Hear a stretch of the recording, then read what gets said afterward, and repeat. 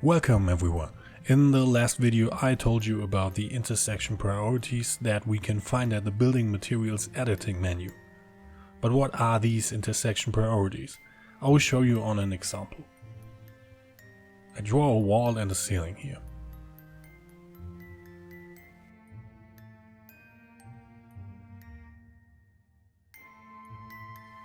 Now here in 3D we can clearly see how the different materials intersect with each other. And we could also see that in a section, by the way. And as you have probably noticed, something here is wrong.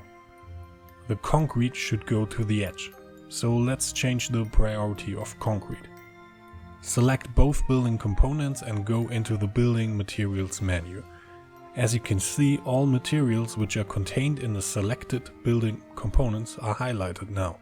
If we filter by priority, we can see it a little better. The priority of concrete has to be higher than the one of the brick.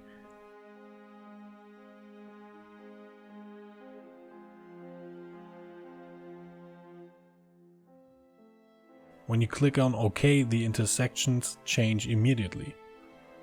The only thing which doesn't seem right here now is the plaster.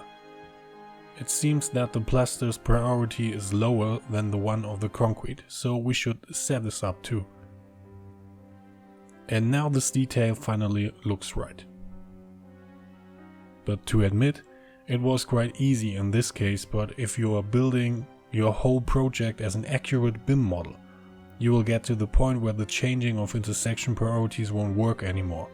And you will have to duplicate installations and concrete and stuff and give them different priorities. I hope you enjoyed that video. Leave a like and leave a comment if you think this was helpful. And until next time, stay creative.